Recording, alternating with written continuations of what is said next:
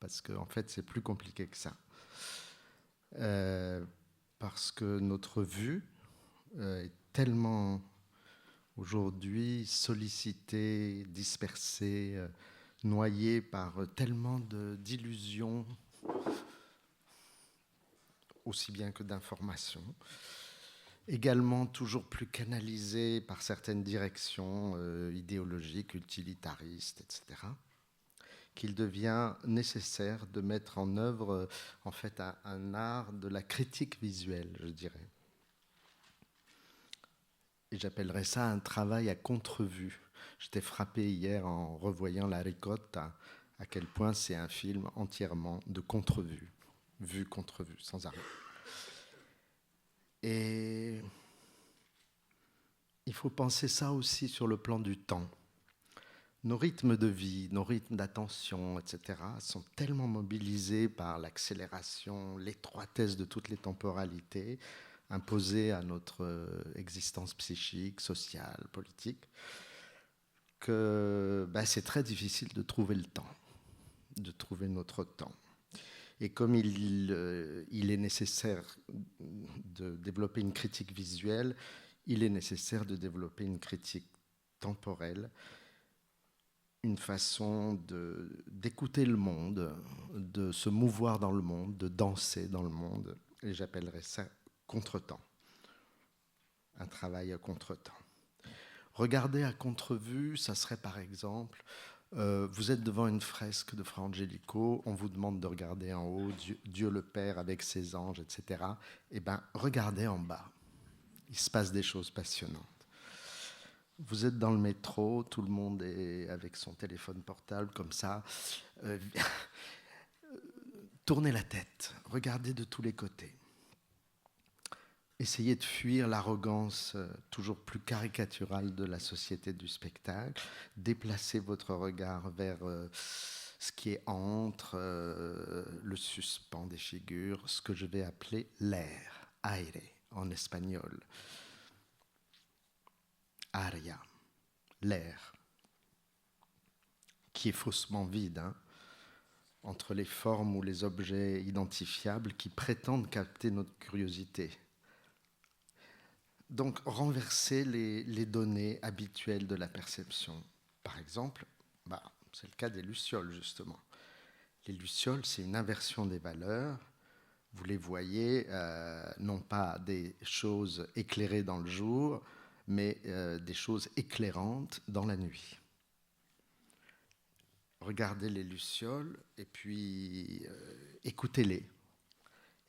C'est-à-dire, bon, elles ne font pas beaucoup de bruit, mais écoutez leur contretemps, justement, leur rythme.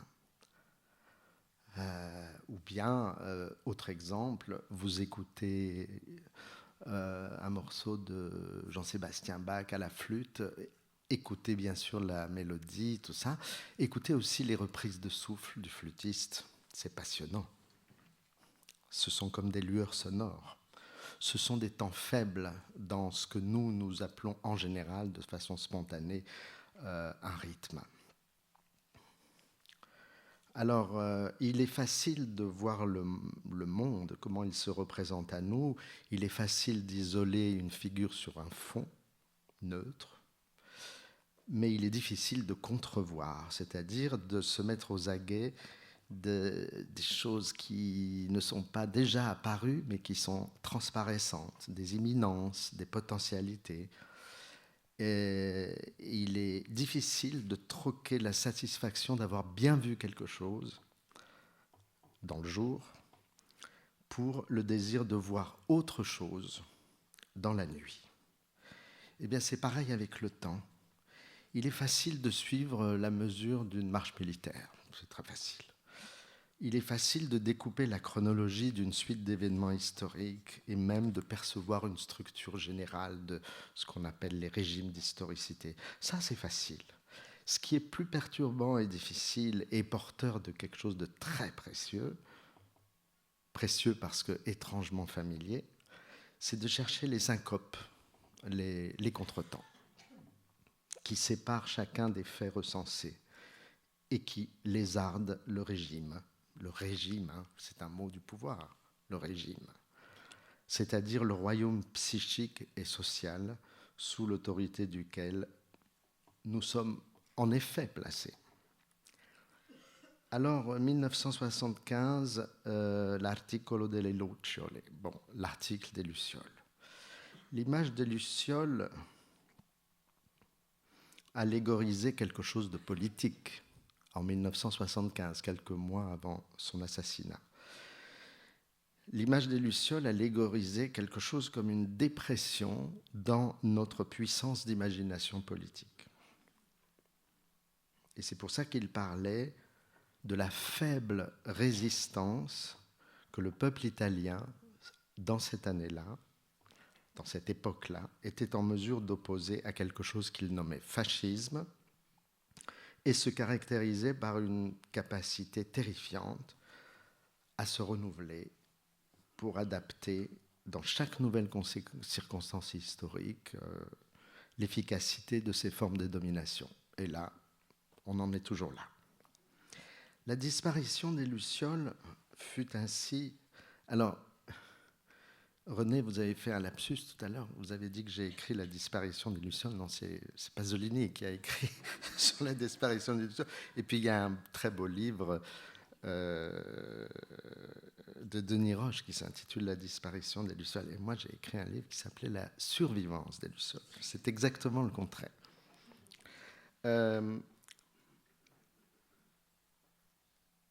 La disparition des lucioles, c'était donc chez Pasolini l'expression d'un très profond désespoir anthropologique, en sorte que son texte peut être lu comme un thrénos, une lamentation au sens grec du terme, une lamentation politique sur la notion de peuple, anéantie par l'aveuglante lumière du pouvoir capitaliste.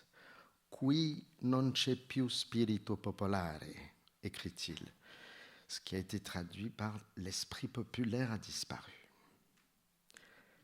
Et c'est une formule qu'avec tout mon amour pour l'œuvre de cet homme, il m'est donc arrivé de critiquer, il y a, je ne sais plus, 17 ans ou 18 ans, de critiquer. Ça veut dire non pas rejeter, évidemment, non pas déclarer nul, évidemment, mais simplement d'essayer de la dialectiser.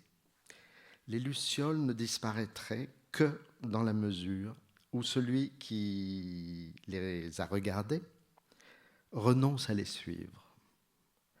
Elles disparaissent de sa vue parce qu'il reste à sa place, qui n'est plus la bonne place pour les apercevoir. Pasolini a écrit cet article depuis Rome, la capitale, le centre du pouvoir, lui-même sous le feu des projecteurs médiatiques. Alors il aurait fallu, pour faire ou refaire l'expérience d'une survivance des lucioles, qu'il entreprenne un nouveau déplacement géographique, social, esthétique, littéraire, linguistique, comme il avait tellement bien fait tout ça depuis l'Italie des Borgate, bien sûr, mais aussi Palestine, Maroc, Cappadoce, Inde, Tanzanie. Les lucioles traversent à leur propre rythme imprévisible l'espace de la nuit. Voilà la base, l'expérience de base. Et on ne sait jamais où est-ce qu'elles veulent aller, ces lucioles. En plus, elles sont difficilement situables en termes de distance spatiale. C'est un peu comme quand vous regardez le ciel la nuit, les étoiles. Vous ne savez pas laquelle est devant et laquelle est derrière. Les lucioles, c'est pareil. Et donc, il se passe quelque chose dans cet espace nocturne que j'appellerais une émotion de l'espace. L'espace est ému. Et là, je dois vous confier et peut-être m'excuser devant vous du fait que je suis en train de parler dans l'après-coup d'un travail que j'ai présenté déjà l'année dernière au musée Reina Sofia de Madrid, et puis là c'est en ce moment et pour juste quelques jours encore dans un musée de Barcelone. C'est une exposition que j'ai faite et qui s'appelait, donc tout est en espagnol, En el aire conmovido, dans l'air ému. C'était une sorte de réflexion. assez difficile, je pense, enfin risqué, sur un double registre, très poétique, phénoménologique, c'est-à-dire se poser la question de qu'est-ce que c'est que l'air quand il est ému, et politique historique, qu'est-ce que c'est qu'une réponse visuelle et temporelle aux formes modernes de la domination. Ça s'appelait En el aire conmovido parce qu'en fait c'était un travail tout entier déroulé à partir d'un seul vers de Federico García Lorca, En el aire conmovido, dans le premier poème du romancero gitano, qui met en scène un petit garçon gitan. Il est sans doute devant la cueva, devant la grotte troglodyte de Grenade, où les gitans habitaient à cette époque, et il regarde la lune. Et là, il se passe quelque chose entre ce petit garçon et la lune, il se passe quelque chose de très très puissant sur la question du regard, puisque García Lorca insiste, El niño la mira, mira, la está mirando. Donc il répète 3 fois qu'il la regarde, donc c'est autre chose que la voir, bien sûr.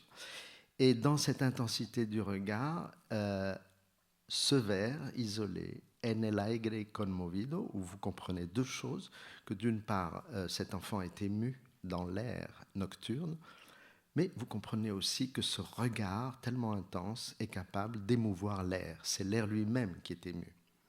Donc l'exposition était une sorte de déroulement avec plus de 300 œuvres, 140 artistes, enfin c'était complètement libre, sur un déroulement sur cette idée de l'air ému, qui partait donc d'un simple vers de García Lorca, qui traversait plusieurs époques de l'histoire de l'art, mais aussi beaucoup la poésie.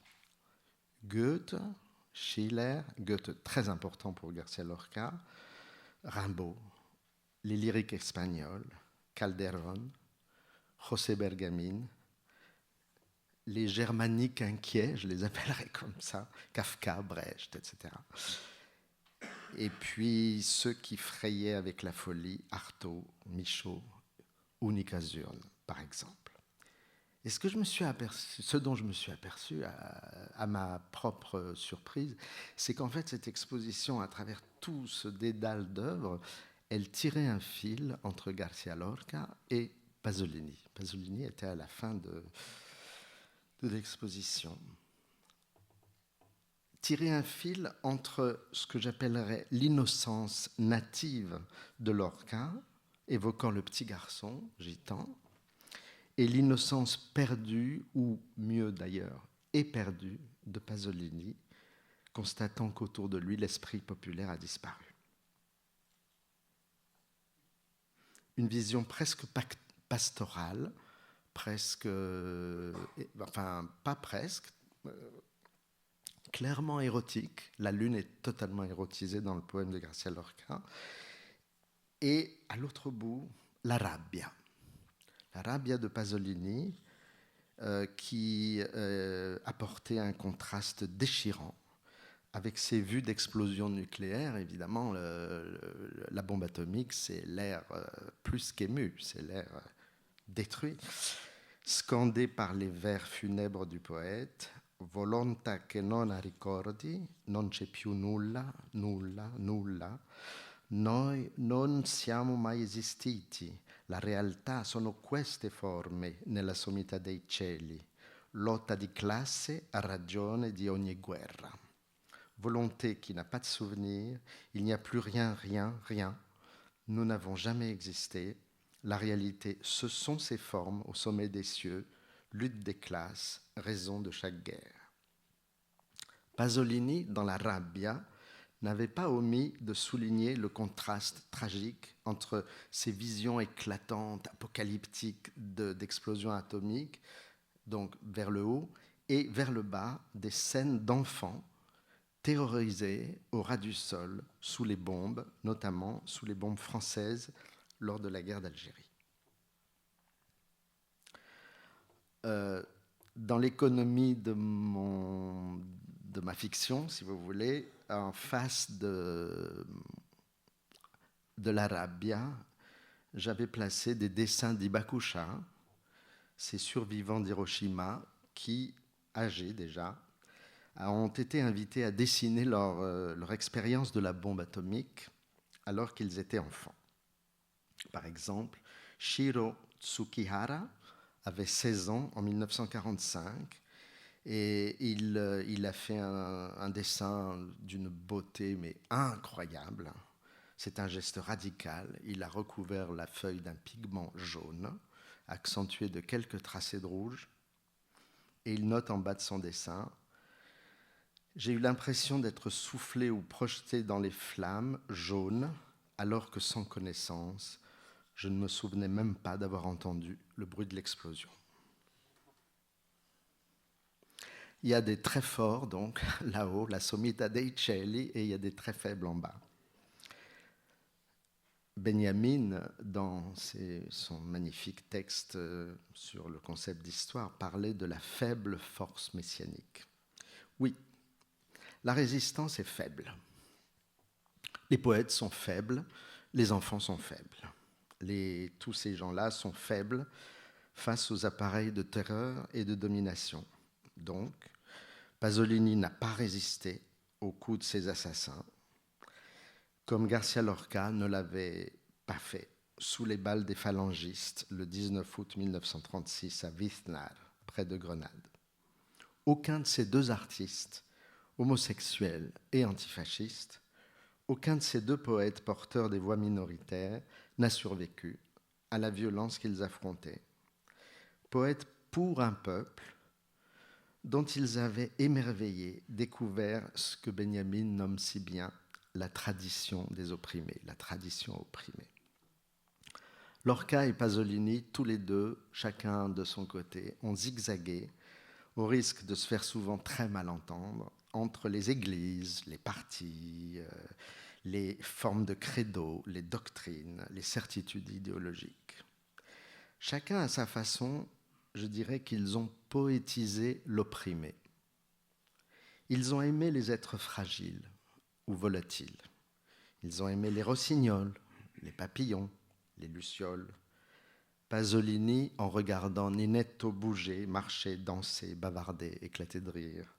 Et Lorca, en regardant, entre autres, un petit garçon regarder la lune. Por el cielo va la luna, con un niño de la mano. Dentro de la fragua lloran, dando gritos, los gitanos. El aire la vela, el aire la está velando. La lune, à travers le ciel, mène un enfant par la main. Dans la forge des gitans, dans la forge, les gitans à grands cris se lamentent. Et l'air, el aire, veille, veille, l'air fait la veillée. C'est traduit par la brise, mais je préfère traduire aire par air. Il se trouve, et il n'y a pas du tout lieu de s'en étonner, que Pasolini fut un lecteur de Lorca.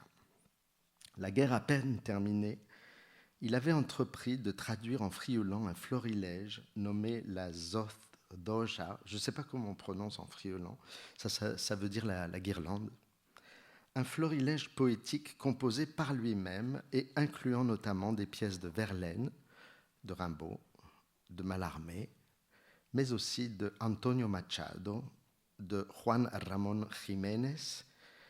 Et dans ce projet de jeunesse, Garcia Lorca occupait une place que Giorgio Giuffre a récemment qualifiée de prééminente, dans laquelle figurait, et malheureusement cette traduction n'est pas incluse dans la grande édition des poésies chez Mondadori, figurait une traduction justement de ce poème-là, de ce premier poème du Romancero Gitano. Dès 1942, Pasolini avait évoqué l'importance de Lorca à côté de Picasso dans ce qu'il nommait la culture européenne, mais sous-entendu évidemment la culture européenne antifasciste. Un ensemble de poésie lorquienne était lisible dès 1940 dans une traduction italienne de Carlo Bo. L'assassinat de Lorca par les phalangistes espagnols ne fut évidemment pas dénué de signification dans le fait que sa poésie attirait l'attention des antifascistes italiens, comme fut le cas du très très grand compositeur Luigi Nono, dont les premières compositions musicales, Epitafio à Federico Garcia Lorca ou Der Rote Mantel, dans les années 50, avaient été inspirées par le poète de Grenade, à la fois pour leur lyrisme modeste, jamais pontifiant, et pour leur teneur implicitement politique. Luigi Nono, plus tard, va le redire en toute clarté dans un texte consacré au rapport entre musique et politique. Il écrit, c'est en 1964, « L'imagination humaine de Garcia Lorca m'a libéré de la rhétorique culturelle et de la mystification politique fasciste dont j'ai subi l'oppression dans ma jeunesse. » Voilà. Pasolini, en février 1975, est-ce qu'il se souvenait encore du lyrisme lorquien avec lequel il entretenait pourtant tellement d'affinités, à commencer par une commune passion pour l'innocence? S'en souvenait-il au moment de déclarer la disparition des Lucioles? On peut en douter.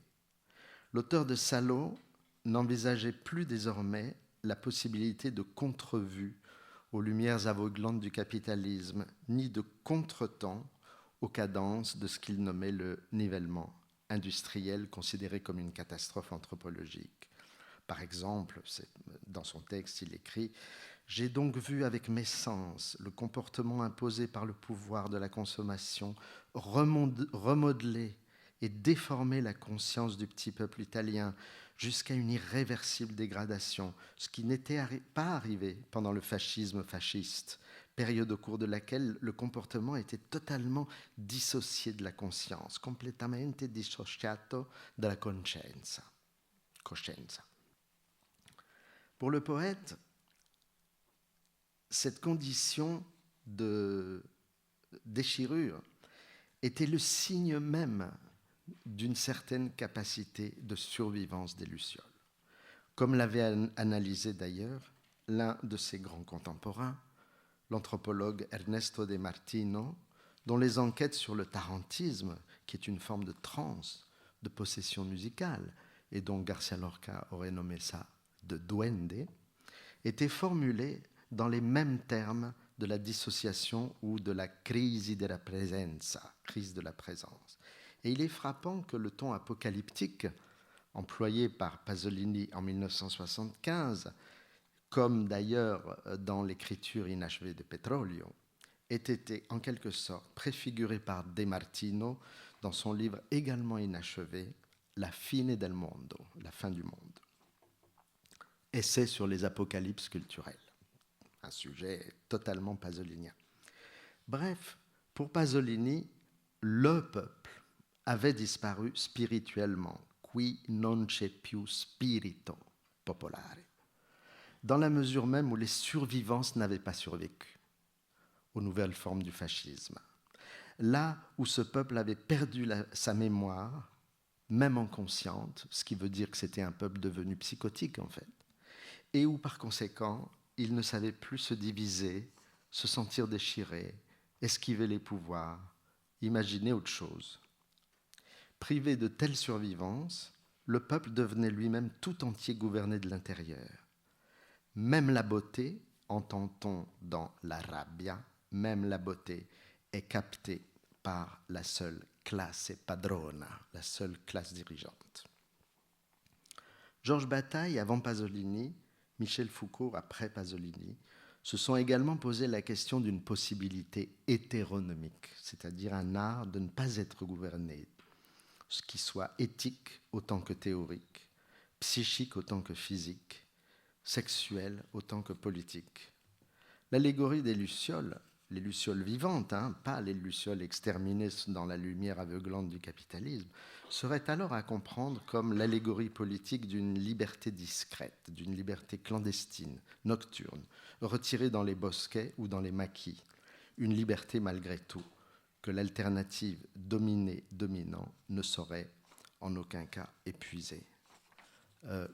Combien j'ai de temps encore? Quoi? Bon. Alors, j'avais barré ça, mais j'ai envie de vous le raconter. C'est un cas prestigieux, je dirais, de sagesse anarchiste. Un cas prestigieux parce que c'est un texte antique qui met en scène Socrate dans les Mémorables de Xénophon. Socrate se trouve en face d'un type qui s'appelle Aristippe. Et Socrate pose la question, comme d'habitude, il pose des questions essentielles, la question conjointe du plaisir de vivre et du statut politique divisé entre une position de dominant et une position de dominé. Où est le plaisir là-dedans? Le plaisir de vivre. Veux-tu donc que nous examinions qui des gouvernants ou des gouvernés mène la vie la plus agréable? Demande Socrate. Chez les Grecs dont tu fais partie, lesquels te paraissent mener la vie la plus agréable? Ceux qui exercent la domination, kratuntes, ou ceux qui la subissent, kratumenoi? La réponse d'Aristippe va stupéfier Socrate dans sa façon imprévisible de bifurquer, de prendre la tangente, comme on dit. Aristippe dit « Oh, je suis plutôt d'avis qu'il y a une voie intermédiaire, que je m'efforce de suivre et qui ne passe ni par le pouvoir, ute diarches, ni par l'esclavage, ute diadoleias, mais par la liberté, qui est la voie la plus sûre du bonheur. » Socrate ne comprend rien. Pour Socrate, il est impossible pour tout citoyen rationnellement de refuser de choisir entre pouvoir et impouvoir. Il est même impossible de ne pas rejeter l'impouvoir, parce que l'impouvoir fatalement vous réduit à la servitude et donc au déplaisir, au malheur. Alors il insiste et Aristippe donne une réponse extraordinaire à Socrate, une réponse de dissidence politique. Il dit à Socrate: tu sais, pour ne pas subir ce sort de gouverner, eh bien, je ne m'enferme pas dans la citoyenneté. Et je suis plutôt étranger partout. Xenos pantarou. Telle serait l'utopie inhérente à l'image des Lucioles. Survivantes, hein? C'est-à-dire n'être rien d'autre que des bestioles discrètes, des volatiles sans patrie, mais encore vivaces et libres de leurs désirs, de leurs mouvements, de leur rythme. Et c'est là que Lorca revient. Il s'approche de Pasolini et il lui chuchote à l'oreille. Tu sais, Pasolini, il existe, parmi d'autres évidemment, mais il existe un peuple que j'aime beaucoup sur la terre, un peuple luciole, au statut politique toujours équivoque, mais au désir toujours survivant. Ce sont les gitans de Grenade, les gitans de mon romancero gitano. Depuis les cuevas troglodytes du Sacromonte de Grenade, qui évoquent d'ailleurs les sassi de Matera, où Pasolini a tourné l'évangile, monte donc, en dépit des barrières, des frontières, des interdits, de la misère, ce que García Lorca appelle cante hondo, le chant profond, pensé comme le possible nœud de la survivance et du désir. De la cueva salen largos sollozos, lo cárdeno sobre lo rojo. En la voz entrecortada van sus ojos, lo negro sobre lo rojo. De la grotte s'élèvent de longs sanglots, le violet sur le rouge. Dans la voix entrecoupée vont ses yeux, magnifique, hein? Dans la voix entrecoupée vont ses yeux, le noir sur le rouge. On peut imaginer, en lisant ce poème, que la voix entrecoupée du gitan, comme la disposition graphique d'ailleurs des vers sur la page de García Lorca, indique les modalités par lesquelles le poète envisageait un geste contre, une résistance de plume, mais de plume, légère, faible. Pourtant, c'est elle qui demeure inoubliable. Évidemment, nous, on se souvient de ce poème. On n'a pas envie de se souvenir, personne ne se souvient des discours de Franco, évidemment.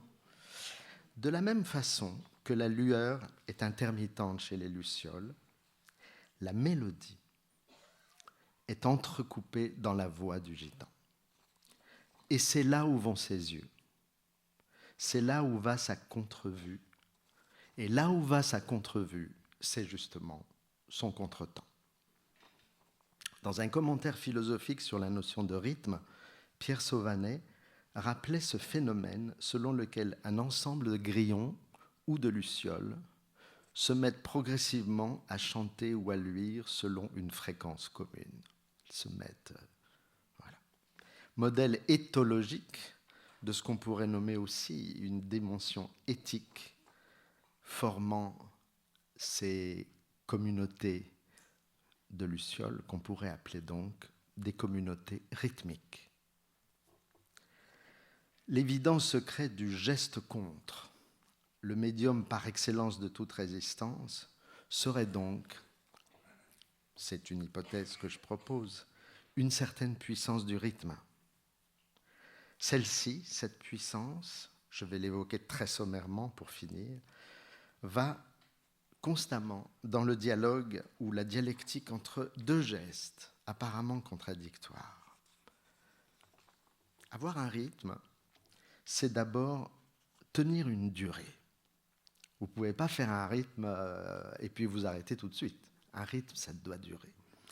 Ne rien lâcher sur son désir, sur son utopie, sur sa mémoire. Tout cela que Lorca voyait à l'œuvre, et comme Pasolini devait le faire aussi, dans l'énergie, dans la danse perpétuelle des enfants. Hay que mirar con ojos de niño y pedir la luna. Il faut regarder avec des yeux d'enfant et donc demander la lune. C'est dans le rythme qu'on demande la lune. Pourquoi il faut tenir la durée ? Eh bien, c'est parce que le désir doit être têtu. Il n'y a rien de plus têtu qu'un enfant. Les enfants sont tenaces, obstinés. Ils offrent à leur façon le modèle d'une très importante vertu politique qui a été reconnue dans un tout autre contexte, qui est celui de la théorie critique allemande, par Alexander Kluge et Oskar Necht sous le nom de Eigensinn, l'entêtement. Puis par Gilles Deleuze.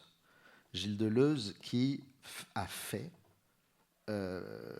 du rythme, le fait de garder son rythme singulier contre les injonctions à suivre une mesure générale, un modèle pour la création artistique et pour toute vertu de résistance en général. C'est dans son fameux texte sur l'art comme résistance. Par ailleurs, ce qu'ont donné à comprendre l'anthropologue Edward Tyler à propos des survivals, Aby Warburg à propos des survivances, ou Freud à propos des symptômes psychiques, c'est que rien ne résiste mieux à la censure, au refoulement, aux contraintes idéologiques, au fétichisme de la mode, à l'arrogance du présentisme. Rien ne résiste mieux que les minima, les petites choses. Les choses ténues, volatiles, sous-évaluées, inobservées. Les choses de plume, justement, de plume, de plume. Lorca reconnaissait ainsi dans le Cantejondo une survivance de l'antiquité démonique, notamment à travers la notion extraordinairement riche, mais je ne vais pas en parler, de duende. Et cela se touche presque, cela s'expérimente, cela se contrevoit, on pourrait dire. Vous avez quelqu'un devant vous qui prend plaisir pendant des heures à taper du pied sur le sol. C'est un obstiné, le danseur de Cantejondo. Il lève les bras au ciel, il entrecoupe sa voix, il ponctue sa voix de cette diphtongue, aïe, qui dure à l'entrée de tous ces chants profonds, comme si une minuscule diphtongue avait pu se frayer un chemin sans être aperçue dans la longue durée de l'histoire européenne, parce que quand vous ouvrez un texte d'Échille ou d'Euripide, les tragédies grecques, ça commence presque toujours par « aïe, aïe, aïe, aïe, aïe », qui a été magnifiquement analysé dans un texte de Nicole Leroux. Et puis, ça devient une fête, par exemple, dans les you-you du Maghreb, par exemple. Bon, bref, je laisse là. Premier geste, tenir la durée. Deuxième geste, concomitant, mais contradictoire, savoir lâcher la mesure, ménager dans la mesure des intervalles, des syncopes, des retraits. Et ben, c'est ce que Lorca aimait dans le vocabulaire du chant profond, gitano-andalou. Parce que dans ce chant profond, on donne une très grande importance à la notion d'aire, air.